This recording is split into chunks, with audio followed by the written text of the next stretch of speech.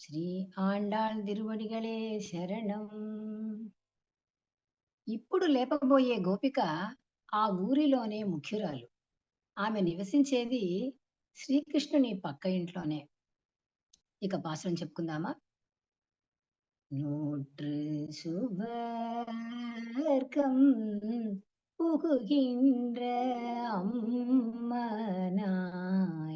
மாற்றமும் தாராரோ வாசல் திறவாதார் நாற்ற துழாய் முடி நாராயணன் நம்மால் போற்ற பறை தரும் உன்னியனால் பண்டரு நாள் குற்றத்தின் வாய் வீழ்ந்த கும்பகர்ணனும் தோற்றும் உனக்கே பெருந்துயில் தந்தானோ ஆற்ற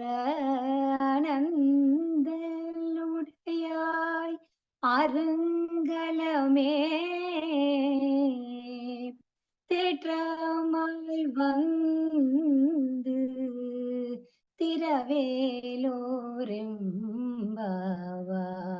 తిరవేలోరెంబావాయ్.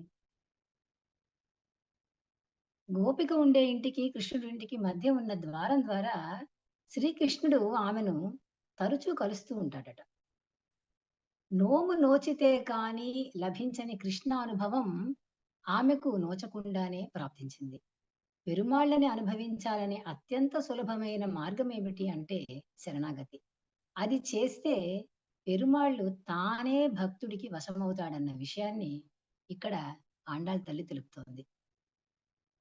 మాకు నాయకిగా ఉంటూ మమ్మల్ని నోము నోచమని చెప్పి నీవింకా నిద్రపోతున్నావే! ఓయమ్మా తలుపు తెరువు.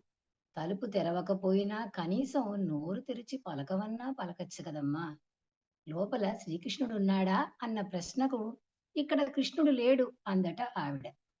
మరి నారాయణుడు ధరించే తులసీమాలల పరిమళం వీస్తున్నదే అన్న ప్రశ్నకు 10 రోజుల క్రితం శ్రీకృష్ణుడు వచ్చి వెళ్ళాడు. అది ఆ పరిమళమే అందట. పెరుమాళ్ళు సర్వాంతర్యామి. ఆ కుంభకర్ణుడు గాని తన పెనునిద్ర నీకేమైనా కానుకగా ఇచ్చాడా ఏమిటి? అపురూపమైన ఆభరణమా, అలసత్వాన్ని విడిచిపెట్టు. తొట్రుపడక లేచి వచ్చి మా గోష్ఠిలో చేరి మన వ్రతాన్ని పూర్తి చేసుకోవడానికి సహకరించు. కనుక నీవు నీ యోగ నిద్రని విడిచి లేచి రావమ్మా అని ఆ గోపికను మేల్కొల్పుతోంది ఆండాళ్ తల్లి. శ్రీ ఆండాళ్ తిరువడిగళే శరణం.